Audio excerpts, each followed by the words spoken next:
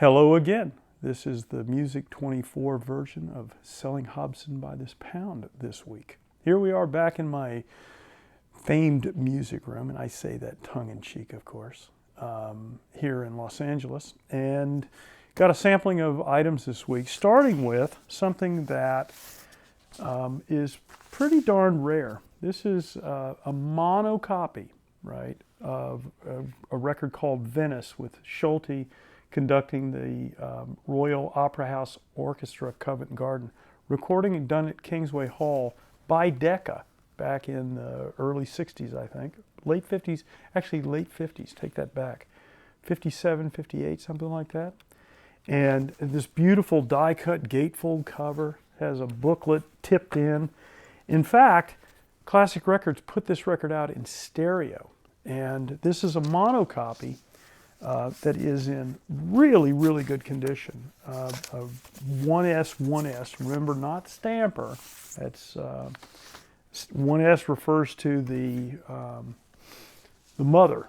That this was kind of the first mother is what this came from. And incredibly clean copy. We played it here on a mono cartridge, and a couple of little random ticks, but I mean a beautiful, beautiful copy. And in mono, drop dead bass, gorgeous string tone, and so forth. You won't find a better copy of this. On to London Bluebacks. You remember our conversation previously about Bluebacks. The back of this cover is baby blue. This happens to be a radio promo copy, not for sale, stamped on the back. This is Ensemble and the Swiss Romande Orchestra doing Faya, the three-cornered hat. Amazing recording, I say. The radio promo copy.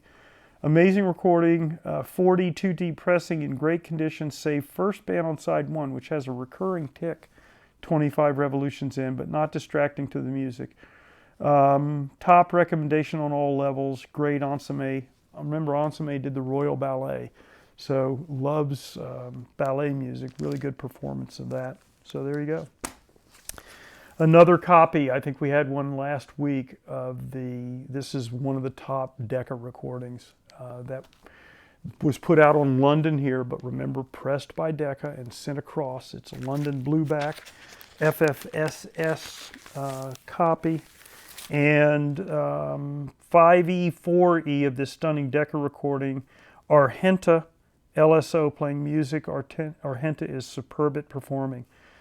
Decca release SXL 2020 routinely brings between $1,000 and $2,000 for pressing in this condition. This pressing, pressed by Decca, is impossible to beat. I've never heard a better copy.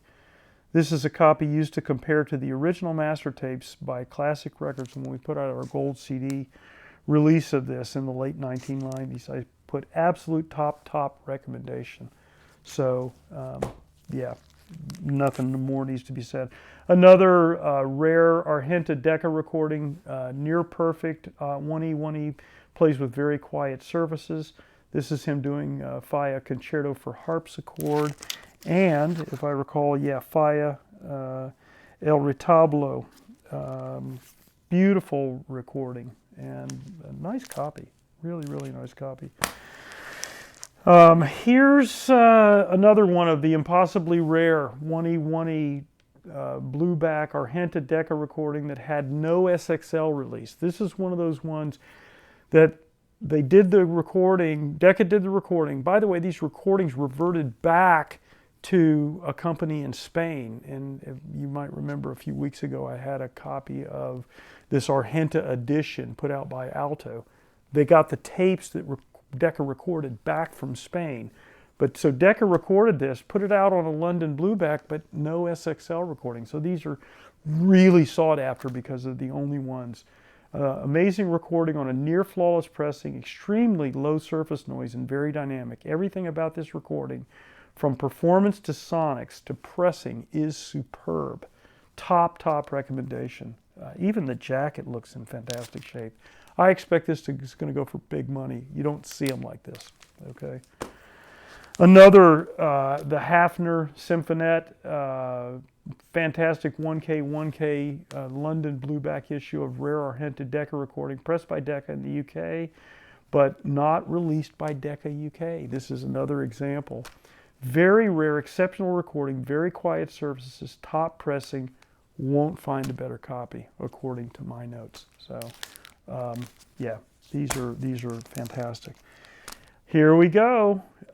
Deep Groove, New York, USA label, UK RVG stereo and lead out groove, Rudy Van Gelder being RVG, and cut by the famous Rudy Van Gelder. Hard to find deep groove Blue Note pressings, period. So this isn't the first issue, the so-called West 63rd Street. This is what's referred to as the New York address, but it is a deep groove pressing, hard to find. So there you go, something else. I think this is the last copy of this Miles Davis collector's items that I have, and this is a stunning copy. Oh my goodness. Visually doesn't look like it's played. So, you know, Prestige LP 7044. Might not ever see another copy of this shape. Here we got Stravinsky, Song of the Nightingale, and this is Ansame performing with the Swiss Romande, early 2E radio promo copy of Ansame, again, who did the Royal Ballet, conducting his Swiss Romande Orchestra. Beautiful on all levels, highly recommended. Nice blueback recording. Again, the radio promo copy, not for sale. So these were of the first ones ever pressed.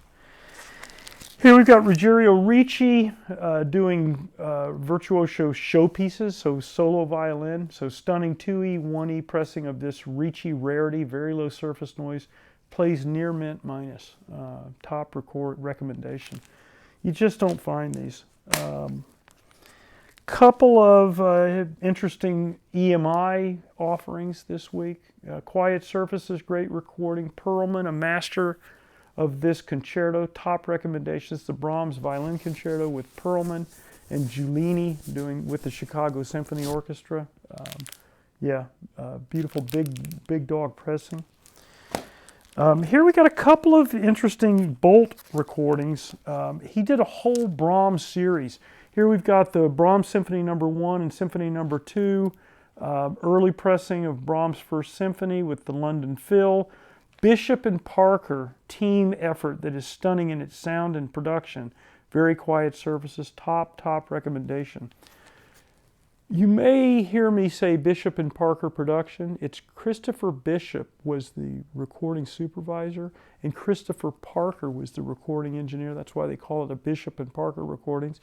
And over time, audiophiles and collectors have understood and recognized that these Bishop and Parker recordings are something special. And not that the other engineers and producers at EMI weren't great, but there's something special about that team. They get this natural sound and these wonderful dynamics and so forth. So certainly the Symphony No. 1 that way. Like I said, Bolt did the entire Brahms cycle, and there's a box set of same, but these are the individual pressings. This Brahms 2, quiet surfaces, very big sound. This is an EMI Odeon original issue for export to the U.S. Sticker covers up dog and horn logo owned by RCA in the U.S. This is a great copy of a big sound recording. So whenever you see there's like this Odeon sticker, and sometimes it's actually on the jacket as well. Yeah, see, that covers up the dog and horn because they couldn't export something that had the dog and horn, which was trademarked by RCA here. So this is pressed by EMI, very nice pressing, but that's why we call it an EMI Odeon. Here's Klemperer, a reissue EMI, legendary Klemperer performance of Brahms' first. EMI later copy is flawless and plays mint. Top recording and great sound, great copy. So this is an opportunity to get a nice piece. Here we've got one of the early second label pressings of the legendary Zell Cleveland reed of Brahms' third, great EMI recording in Cleveland at something called the what hall did they record this at? I think it's called the Met Church, which was a recording facility or a hall before, and then it got bought by a church. But the venue is beautiful, so it's got really big sound. I say very quiet services, top copy, extremely rare. Brahms Symphony No. 3 with Zell. So that's the sampling of the offering this week, and you know, as always, good luck to everyone.